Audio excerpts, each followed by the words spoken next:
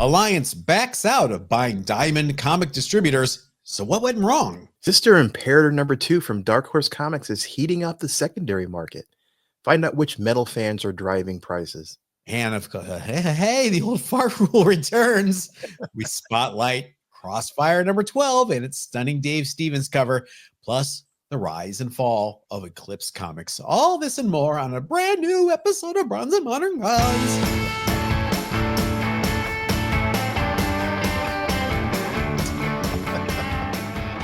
You're just going to fall for that every time, aren't you? I am. It's hilarious. I don't know if it's hilarious. Hi, everybody. It's John. I am Richard. There he is. And you can follow us on Facebook, blah, blah, blah. I don't have to tell you every week. If you're new here, hi, welcome. Glad to have you here. Give Richard kudos for his t-shirts as we pivot to some breaking news. All right, so Diamond Comics goes into bankruptcy. Goes out for bids with new owners. There's several people that come to the table to try to buy it. They finally get the winning bid is from Alliance Entertainment, which I'm very familiar with Alliance because they are the main distributor for music, records, CDs, gosh, maybe even cassette tapes now. I guess it's cassette tapes are coming. Oh gosh. Okay. The first diversion already 1 minute into this thing. Did you see CDs are coming back? I had seen that. Yeah. Yeah. All right. I just don't know why. Let's just get back to the Diamond. So Alliance this week in filings that their CEO is stepping down. They just kind of mentioned out in the same filing. Oh, by the way, we're dropping our bid for Diamond. We're going to move on.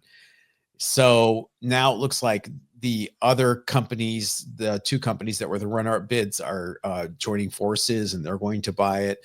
I don't even know why Alliance really wanted Diamond. I think we've talked about this. I think I think they were in love with the action figure portion and the games portion of the business. They were not in love with the comic book portion. And I can tell you why, from working in some sort of e-commerce and distribution type businesses. Do you know that these companies, if they're smart, they have a good CFO, they find out how much it costs for one of their employees in the warehouse to go to a shelf, pick something off the wall, pack it, and ship it. That one action costs X amount of dollars. All right. It's usually over $5-7 per pick. Wow. Now you're selling $4.99 floppies. Some cases, Image, the Swan, $3.99 floppies. You're losing money automatically. Right. So I never understood what they thought the get was here. And also, if you saw this interview on Beyond Wednesdays, another great podcast, they have Industry Wednesdays. They had an Alliance rep. I think he was a pretty high up guy. And it was obvious from all the questions they were hitting him with, he had no idea about the comics industry. They're asking him about variant covers, 1 in 25s, how those be fulfilled, how the books are going to be packaged to keep the damage down. And this guy, poor guy, looked like a deer in the headlights. Oh no. I'm gonna have to investigate that. I'm gonna have to look into that. And the price for Diamond is way out of whack. You think Diamond's worth $70 million? 70 million? No. I wonder how they came up with that figure. I don't know. So I think they probably got spooked when they started looking under the hood of what this actually entails and the number of retailers involved, and the actual benefit is just way outweighed by all the cons. So it doesn't surprise me. I think the one thing that is disappointing to me was when we talked about this before, I mentioned this, the exciting aspect of having record stores and comics come together a little closer. I guess that's not going to happen now. Any thoughts on this?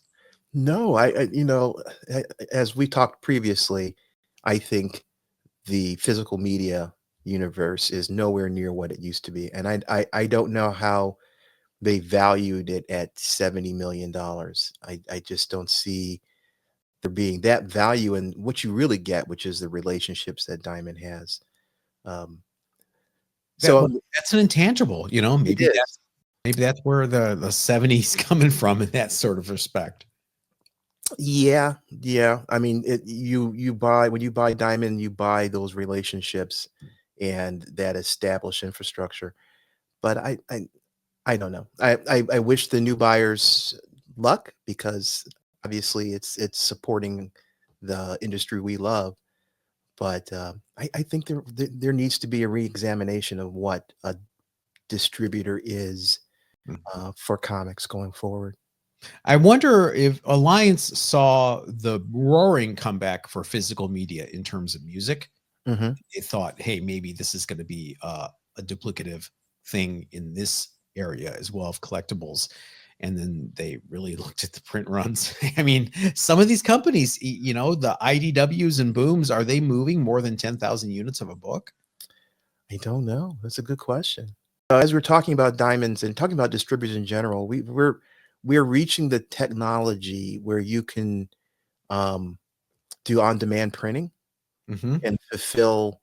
A customer has an order that you could print all of their books at that time the order was placed and be able to ship those out. Is that kind of technology going to change what a distributor is? That is the tough question because you're an LCS. Do you want to deal with, instead of 3 potential distributors, do you want to start dealing with 300 different publishers? Or do No, you have yeah. I mean, what if this one distributor was able to do instead of having to um, instead of having a print run that you had wastage in because you were printing as many as you thought you would sell.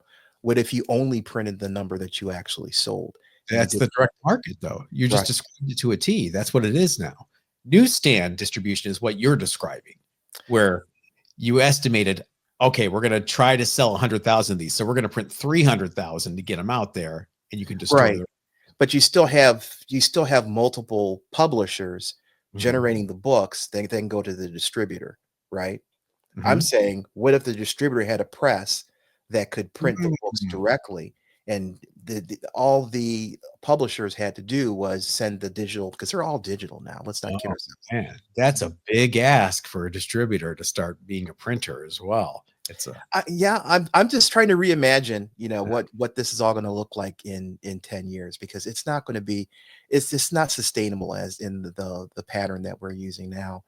Um, So yeah, I think it's an interesting idea being able to have, you know, the distributor, have one source to print the books and print exactly the number that a particular buyer wants to buy and do it all on demand. That's out of the box thinking. Are you in Doge? Hey, it is time for the hot book of the week. Richard, take it away.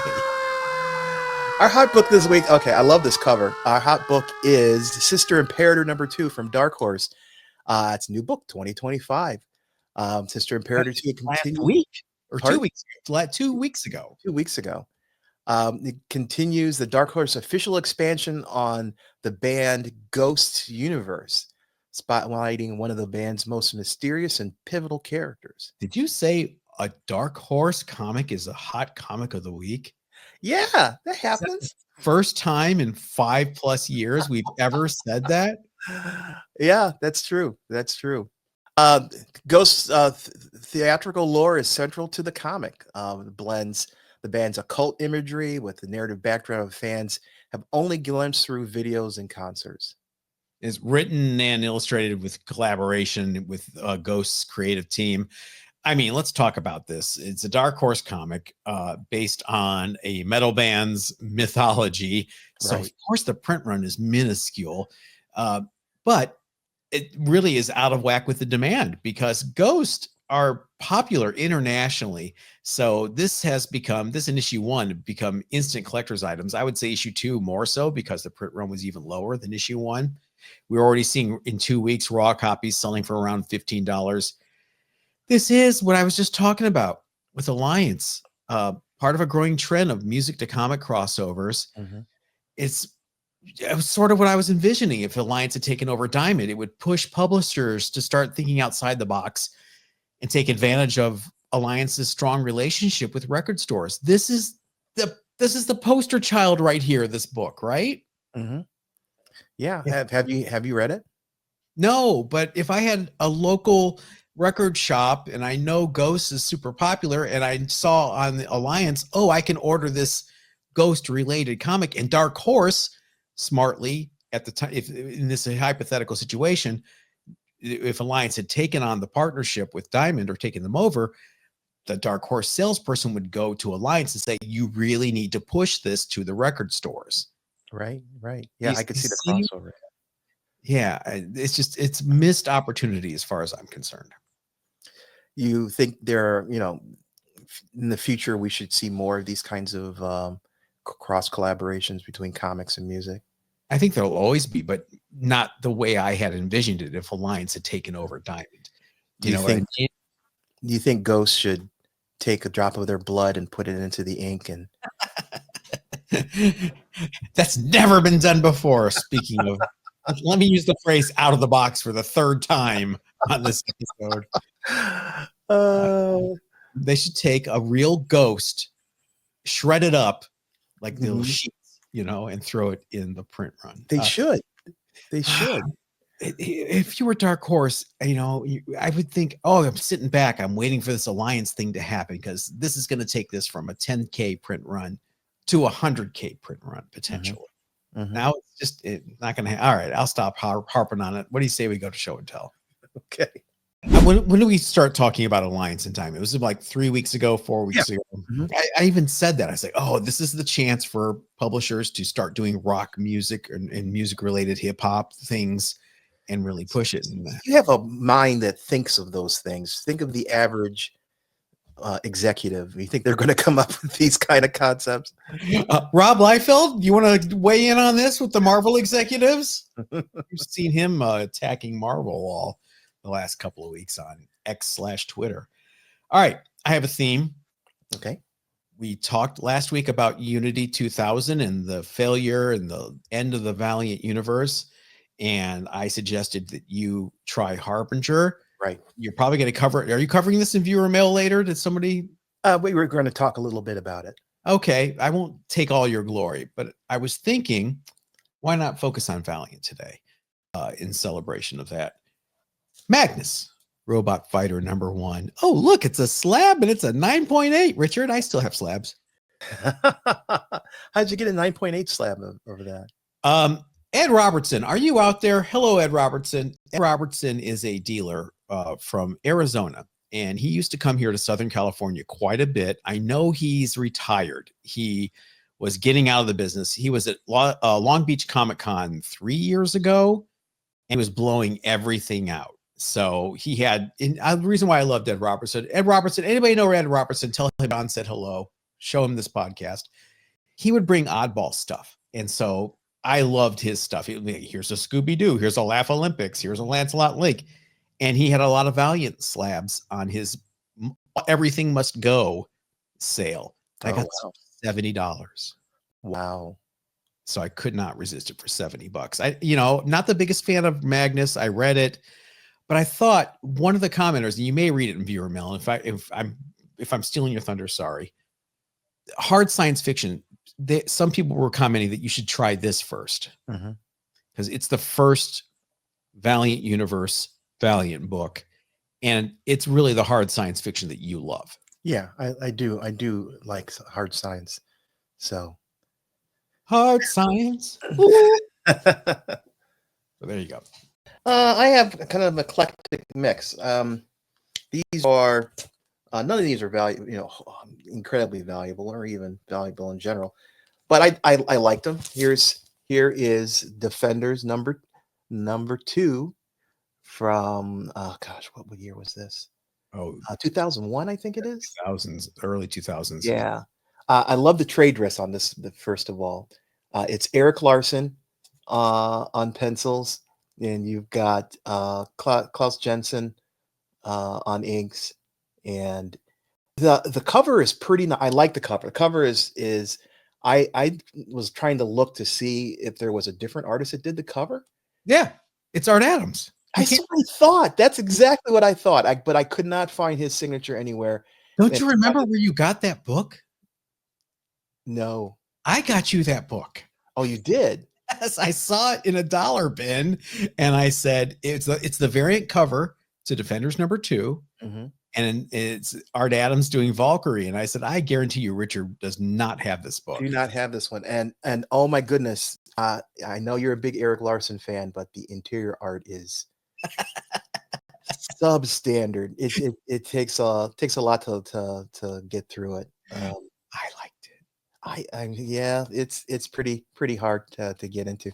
I also like the corner box. They got the hedge across the top. That's Larson. Yep, classic Defenders logo. It's just a cool looking book. Klaus Janson on Eric Larson, though, it's like, okay, I love shrimp and I love chocolate, dark chocolate. do I like dark chocolate covered shrimp? No. Yeah, maybe that's why. I mean, the interior art is what, like I said, maybe it's the inking, the combination of the inking and the pencils that just don't. It might be a bit scratchy for you because I know he was doing breakdowns because he was plotting the book. See? Oh no, that's Eric.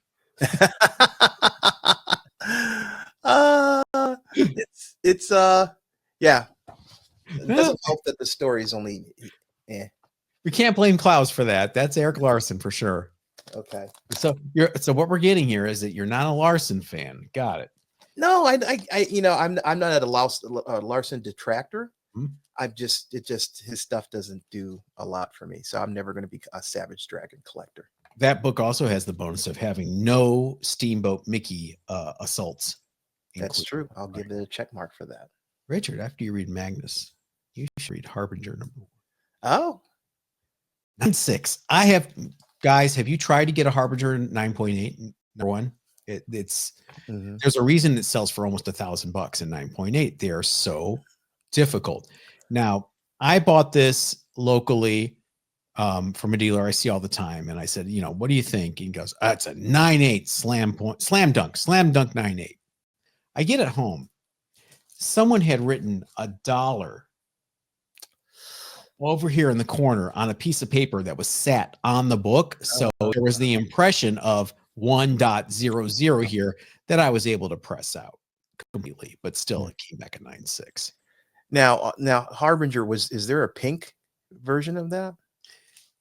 We'll have to see as show and tell continues. Okay. Richard, what is your next book? You spoiler, you. Next book, we were talking a bit about Black Label, DC Black Label books, and I was going through my collection, and I have a couple of the Black Label books. We've got Batman: The Last Night on Earth. This is book 2 of that series.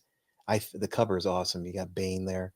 But yeah, I was trying to peel off the label here because underneath there it says Black Label under the sticker.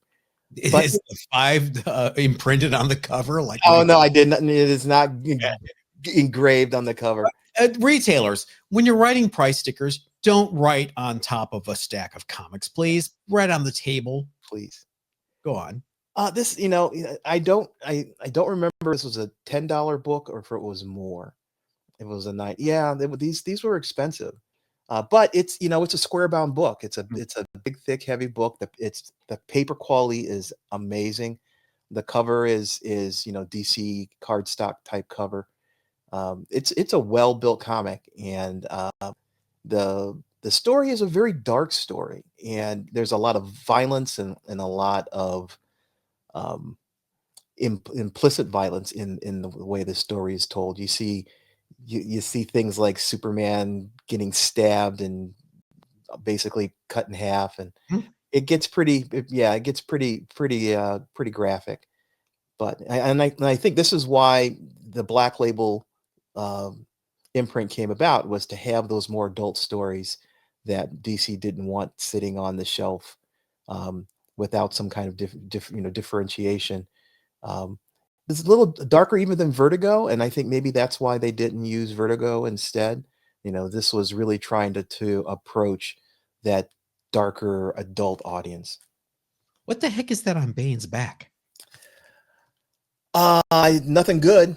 Okay, it's like a little demon. Okay, a little demon guy. Yeah. Well, Richard, you've completely took the wind out of my sails. Harbinger Zero, the pink variant. Now, did you actually send off for that, or did you buy that? Ed Robertson, I miss you. I hope you're doing well in Arizona. This was the same booth, same time. I got this and the Magnus together in a deal. The Magnus was 70. I forget. I think it's like 100. Mhm. So yes, I got this. This is the send away, I believe. Mm-hmm. And you had to collect the first 6 issues to. Yes. Mail copy. Okay. I tell my cheaters. They're in the other room. This, yeah, you had to collect the coupons from issues 1 through 6, send them in, and they delivered it to you. It was kind of a stiff envelope, but it wasn't like, rigid. And I got, back in the day, I had, like I've told this story 8 jillion times. I won't tell it again, but I had a lot of copies of Harbinger 1 through 6. So I did rip the coupons, one set out, and I mailed away for it. And it came in the mail. And my great mailman in my apartment building in Lakewood, Ohio, did me the great favor of folding it in half and jamming it in the slot in my in the lobby of my apartment building. Of course. What's your last show and tell book?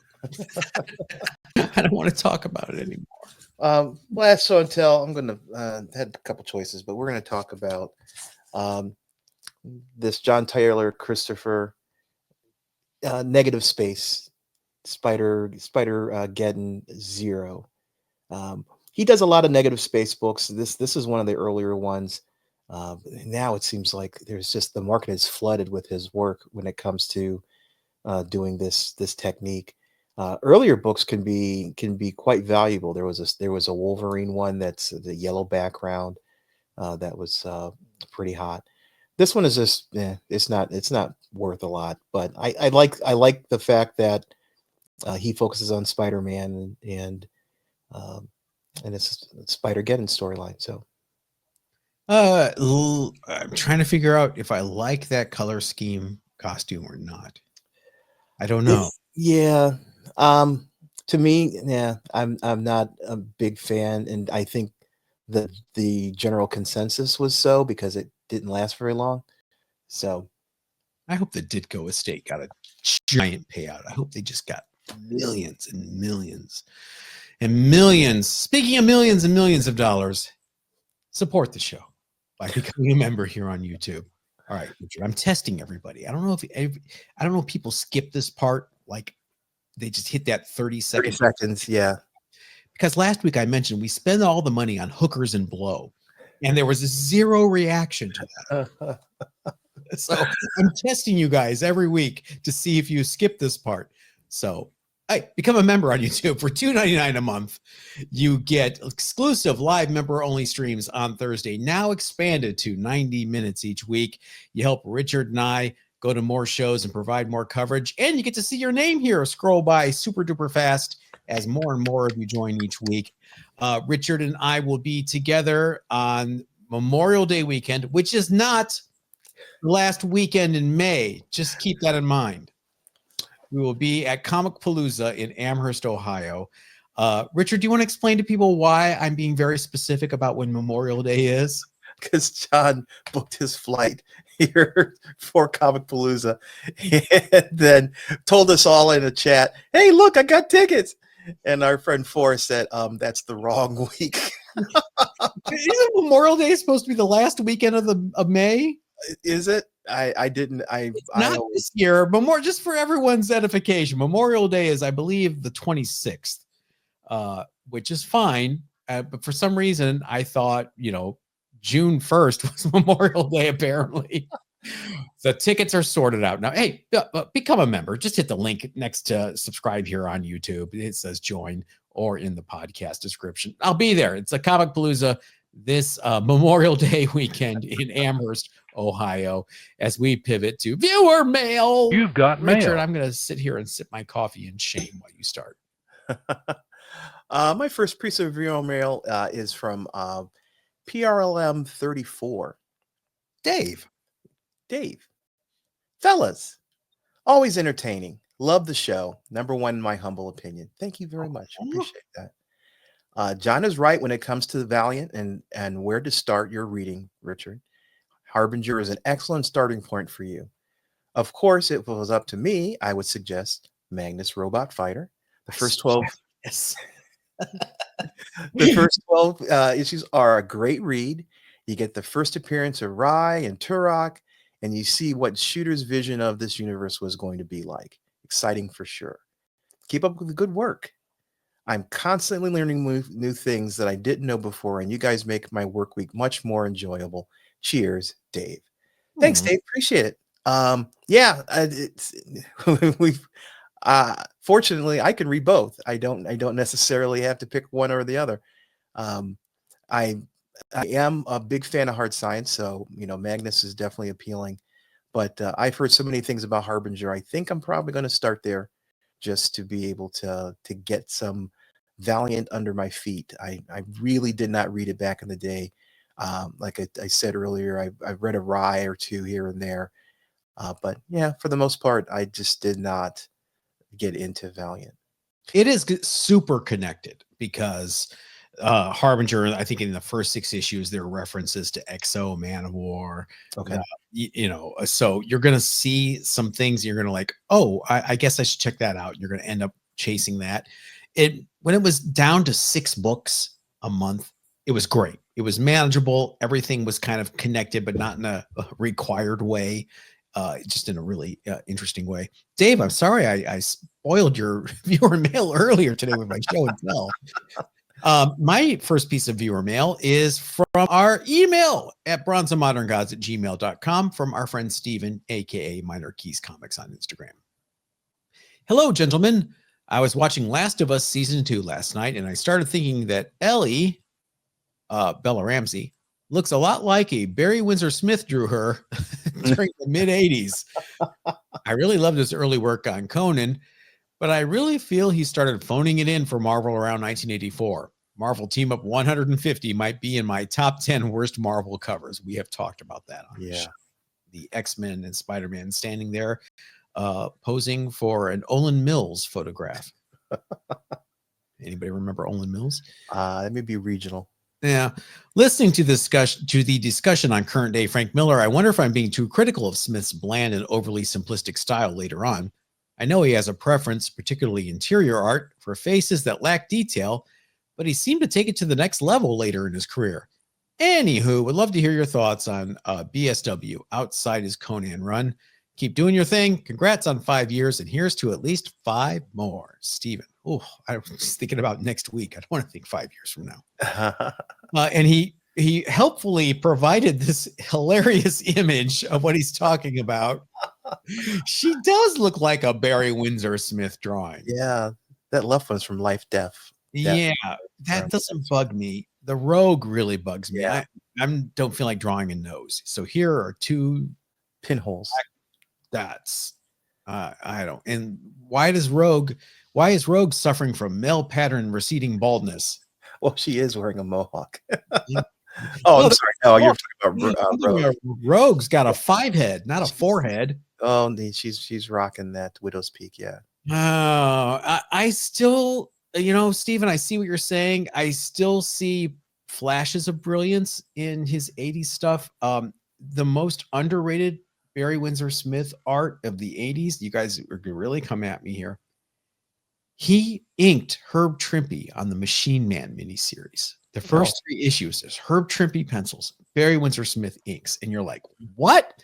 It's beautiful. And then he completely draws the last issue, and it's great. If you've never read that Machine Man miniseries from the 80s, it's the one where every cover is the Machine Man's face slowly being put together. There's wires and everything all over the place, and then it kind of comes together over your Hulk corner boxes.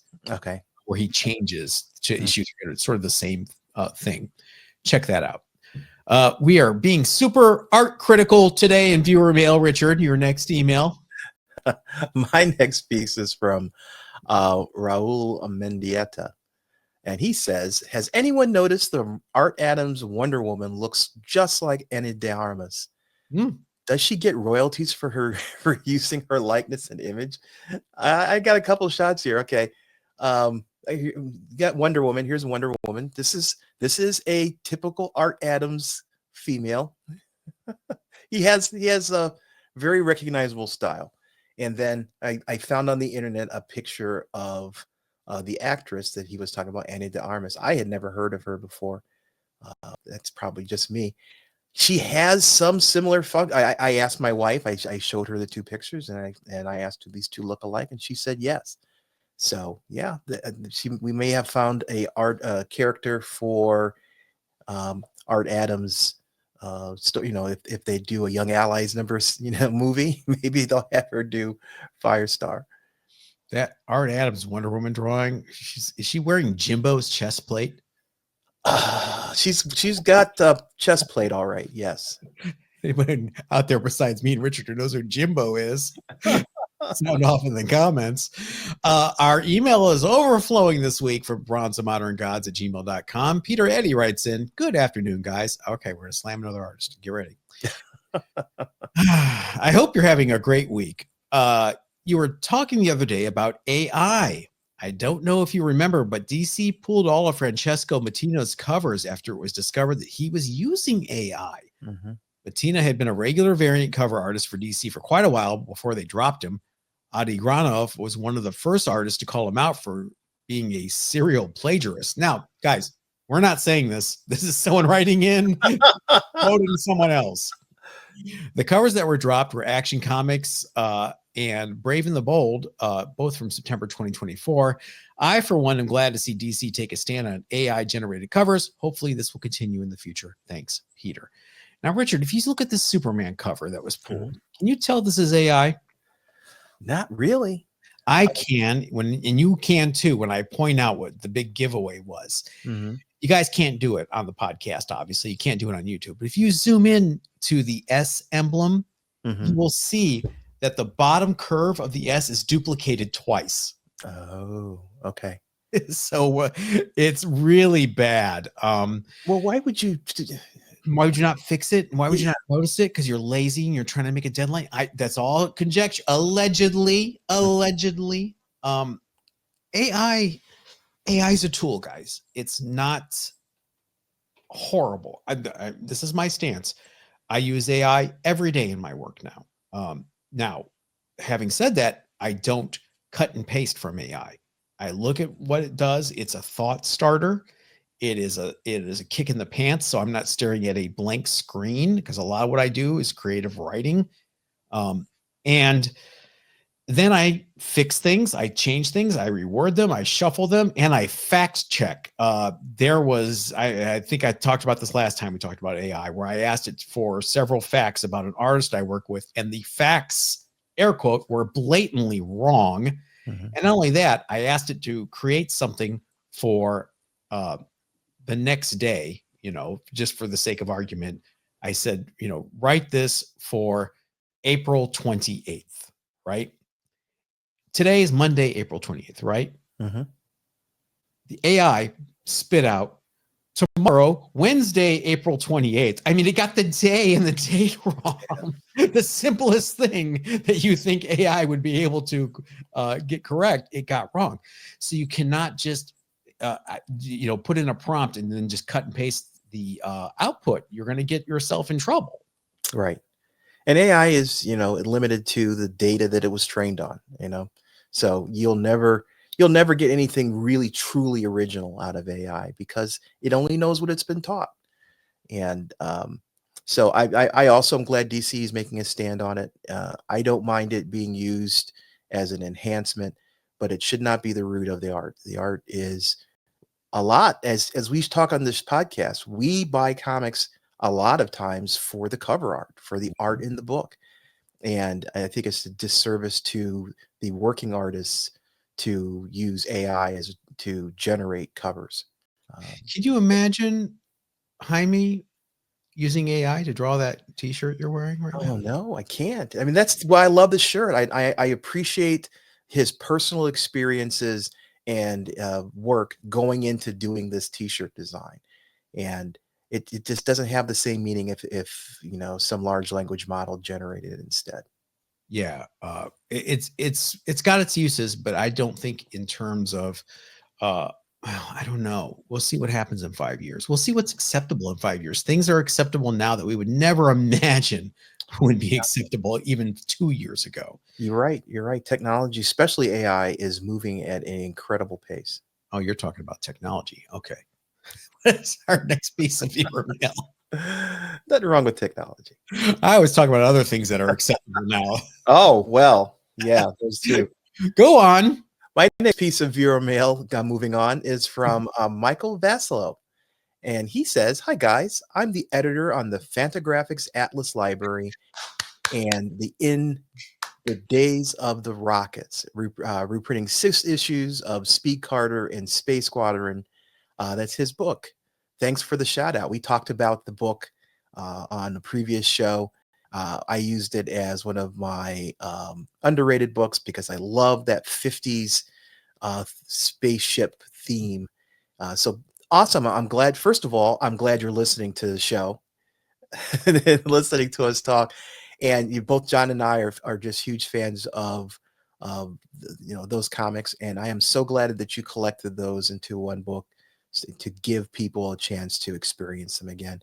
Uh, I included in the show notes a link to the Fantagraphics page for the book, which is amazing because it features the cover Mhm. of the comic that I was featuring, which was Speed Carter #1. So just thank you so much for doing it. And again, thanks for listening. Michael, thank God I was being complimentary about the book as you were listening. I love it. And by the way, I caught myself during editing last week. I called it Rocket to the Moon, which is a Jack Kirby comic from the 50s. Okay. It's very similar. I don't know why I got the title wrong. So, mea culpa on that. In the Days of the Rockets is the name of the book. I love all the Fantagraphics Atlas library. I got the Venus volume. I'm going to get the crime volume. There's a spy volume coming. I think there's a war volume coming. These books, man, you just said, what does John like? I'm going to reprint it in a hardback and make it painstakingly beautiful. Good job. You are doing God's work, Michael. My final piece of viewer mail comes from our email at bronzeandmoderngods@gmail.com from our buddy in Amsterdam, Rim Ederveen. Hi, Rim. Hey there, gentlemen. John in particular. Oh, please let me join in your campaign for endorsing the new season of Doctor Who. I've just watched episode 2, Lux, and was somewhat blown away by how good it was. The script was brilliant, effects were great, and the story really touched me. It may very well be one of the best episodes ever of anything I've ever watched. Wow. Coming from a Who fan since the Tom Baker years. Yours truly, Rim Ederveen, your fan from Amsterdam. Keep up the good work. Now get back to talking about comics. Well, first, Now then. I just watched The Well, episode 3 of this season. Just as good. 3 in a row. What's going on? This really reminds me. All right, Whovians, you're with me. Everyone else, hit that 30-second skip button twice. This reminds me of the Sylvester McCoy years. Okay. Okay. He comes on 7th, new doctor. The stories are like, he's good, but boy, these stories are bad and they're really campy and they're awful. And then they right the ship in his 2nd season and they fix it and it's great and it's awesome. And then it gets canceled because it was just too late. I hope that's not the case this time because there's a lot of rumors that they have not picked it up for the next season yet. There's making a decision still. So if you guys feel it, watch it, support it. Richard has not gotten a chance to watch it yet. I understand. I just finished White Lotus last night, which has been out forever. I finally finished season 3. Things take time. But man, The Well, I mean, that's 3 episodes in a row, Richard. That's great. I love Doctor Who. Mhm. I'm glad to hear that. You're choked up. Yeah, I'm sorry. I love Doctor Who. I'm glad to see it have good stories. That's what I want to see. Doctor Who. The campy stuff is we're long past that at this point. We need good, compelling stories for our new generation. It's good. I'm really happy. And to get back to talking about comics, you talk about Tom Baker years. This is very reminiscent. I think it's really Sylvester McCoy's second season, Sylvester McCoy-ish. You never watched it in that era, did you? No, no, I did not. That was before I started. I started after that. Actually, Tom Baker is where I started. Yeah. But I mean, you never got that far with classic Who. No. Where okay. I just the Monsters movie on Netflix that Rob Zombie did a couple years ago that everybody hated. Yeah, I never saw that, but I've heard I of it. didn't Yeah. I just discovered Sylvester McCoy is in it. He plays Igor, Grandpa's assistant. So good on you, Sylvester, for still working in your 80s. Boy, he is 80, an old fart. Hey, it's the old fart rule.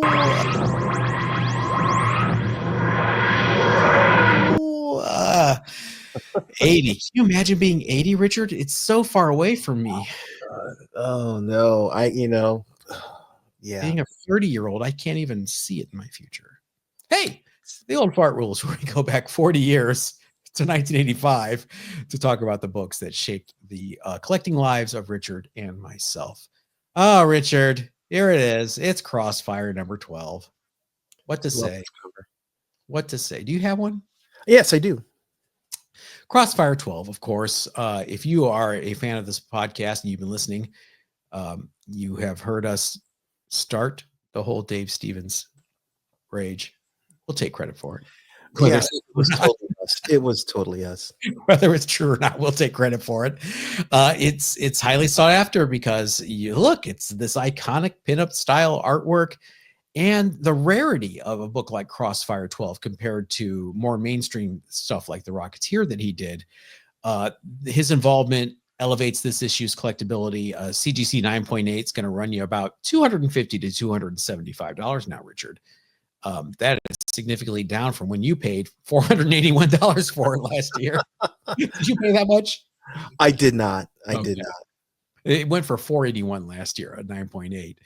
Now let's talk about the book itself, Crossfire. Oh man, Mark Evanier, Dan Spiegel, unique blend of superhero crime and Hollywood insider storytelling set it apart from the typical cape and tights comics of the era. In fact, about, I would say 8 issues from this, the costume disappears for the remainder of the run and he never wears it again.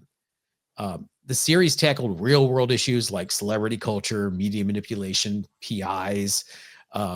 All this is because Mark Evanier obviously has deep ties to the entertainment industry as being a writer and producer.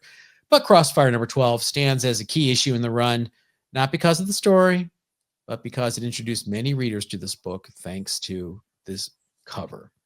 I'm sure there are a large number of collections that have only one issue of Crossfire in them, and it is Crossfire number 12.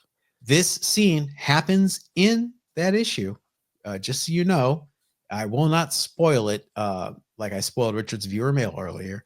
This is really well written. And let's talk about Eclipse.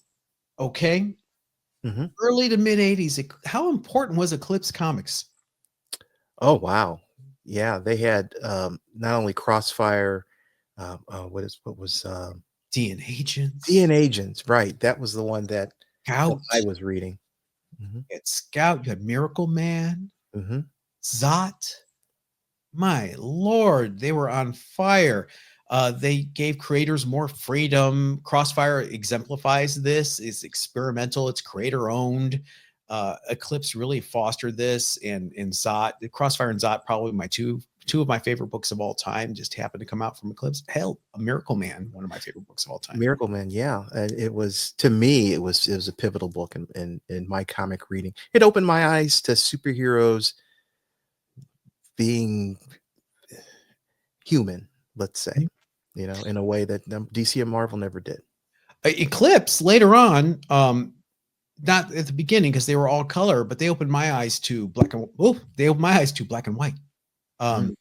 I was not a fan of black and white comics, and so Crossfire and Zot were kind of on the bubble. They weren't profitable as color books, but when they went to black and white, it enabled them to run for a few more years as a result. And Dan Spiegel's artwork in black and white, mwah, the shading, the cross hatching, everything fantastic.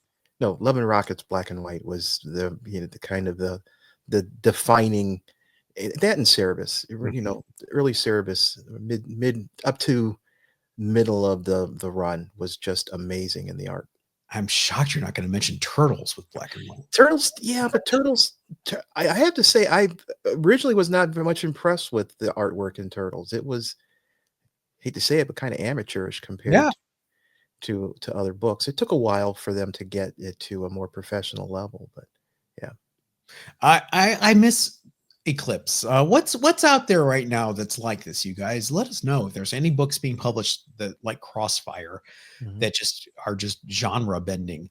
As we move on to our underrated books of the week, Richard, what you got? I got my pick this week is a facsimile book. It's Jack Kirby and Alex Ross, two people you don't think to work together, doing Soul Love Very #1. nice. Uh, it's an unpublished romance story from back in 1971. The publisher, John Morrow, has a label called uh, Tomorrow Publishing, Mhm. spelled TWO, and he acquired the rights to put out this facsimile. It never came. The story never was released back in the day because the executives decided that the storyline wasn't, or the story itself wasn't a viable story, and it was put out as a romance title for African Americans. This is back in the early 70s, and it was a burgeoning market, and Jack Kirby wanted to put something out to approach that market. He also wanted to do a book called True Life Divorce, Mhm. which is a little dark for for Sally to be reading off the newsstand. But it was never published back in the day. I'm not exactly sure how John Morrow got the rights to be able to publish this, but he got Alex Ross to take the original cover pencils, which Jack Kirby did, and do his do the coloration and clean it up. And I've got pictures of both the Soul Love cover, which was on the facsimile, and then you've got the Jack Kirby cover, where his pencils are a lot different than what ended up with Alex Ross did, how Alex Ross cleaned it up. I prefer the Kirby cover. Well, of course you do. Well, look at the wash, the black wash he uses, Mhm. and look at the logo. The logo is so 1970, which is It when this is. was done. I don't know. I just prefer it. When you talk about the logo, I agree with you. I think Alex Ross's coloration of the pencils I like better than the originals, but that's all just whatever your preference is. Yeah, so it features four unpublished stories by Kirby. Kirby kind of urbanizes the language in a kind of, it's a little over the top. As Kirby, the immortal quote from Kirby scripting the Falcon in Cap 193. Just try it, Whitey. Oh, I kind of wish he hadn't. The only 200 copies of this particular facsimile were printed by the publisher, so it is kind of rare. There's a copy on eBay right now. It's a 998 going for $399. I'm tempted. I'm a big fan of African American comic books as a medium, so I'm kind of tempted at that, being that it's one of 200. But I haven't pulled the trigger. I want to see some other examples as to what the pricing is for it. But they're out there. If you like some fringe Kirby stuff, I think it's a pretty cool book. I'm so bummed I didn't get this. He solicited this, and this was out, for orders. And I was like, I don't want another magazine cluttering up the house, because I have In the Days of the Mob, and I have Spirit World, and this would have been nice to file with them. I do, however, have Dingbat Love, which reprints the same stories from the pencils in black and white, along with the unpublished Dingbats from Danger Streets issues 2, 3, and 4 that the wonderful John Morrow and Tomorrow's publications put out. If you're not familiar with Tomorrow, they also do Jack Kirby Collector, Back Issue Magazine, all sorts of great stuff. So if you can't afford a facsimile of Dingbat Love, of Soul Love, why not try to find a used copy of Dingbat Love, which goes for a lot of money now too, because there were not a lot of that printed. Are you shocked I had a copy of Dingbat Love? I am. I was going to bring it up, but I'm surprised that you have a copy of it. Kudos to you. Thank you. I shouldn't be, though. It's a Jack Kirby book. Of course I'm going to have it sitting here. Just like I have my underrated book this week, Journey into Mystery 112. Speaking of Jack, it is the first full-length, knockdown, drag-out battle between the Thunder God and the Incredible Hulk. So the story starts. There are two groups of kids. One is the Thor fan club, and one is the Hulk fan club. Hulk has a fan club? I thought he was a villain. And they're all arguing who's stronger, Thor or the Hulk. Well, Thor just happens to be swinging by and says, "Listen thee, kids, thou shalt not argue with. I will telleth you a story." And it's a flashback to Avengers number 3, where they okay. Yeah, and it's an extended fight between the Hulk and Thor that takes place in between the panels of Avengers number 3. It's all in here by Stan and Jack at the peak of their creative powers. Lots of epic action, some iconic splash pages. Very early Marvel technique of building character rivalries. This feud between Thor and the Hulk continues. I think Defenders number 10 is another classic Thor versus the Hulk cover. Collectors love this book, not just for that battle, but also for this classic cover. Market-wise, I have a 6.0. It's creamed off-white. You can see the coloring's off. I never put it, never did bled or anything on this. I bought this slabbed. High grade copies, a 9.4 sold this month for $2,520. Wow. That's a 9.4 though. Yeah. So, ever see this? No, I have not. Someone in the comments mentioned that Jack only has one face for Hulk. Yeah. Well, that's Frank. Hi, Frank. Frank, Jack has one face, one male face, period, and they all look like the Hulk. I'm not sure I agree his Steve Rogers face looks like the Hulk, but art is subjective, is it not? It sure is. Have you ever been thinking about getting more Silver Age Marvel keys in this down market? It's a good time to do so. Yeah, that's it would be focusing on the characters that I like. More so than in market value. But yeah, you're right. Now is a good time to buy things like, Black Panther #1 and, books that are off season, let's say, and probably going to be able to pick them up pretty good. What about your X-Men 1 through 93? We all know you have 94 and up. Yeah, no. There's all the reprints. I'm not willing to chase that rabbit. Yeah. I wouldn't mind an X-Men 1. I will definitely say that. I don't think anyone would mind an X-Men #1. If you just want to flip it. Hey, flipping A. Yeah, we'll see you members on Thursday for the new, improved, extra long live streams. Everyone else, we will see you next Monday. Yep, everybody, stay safe.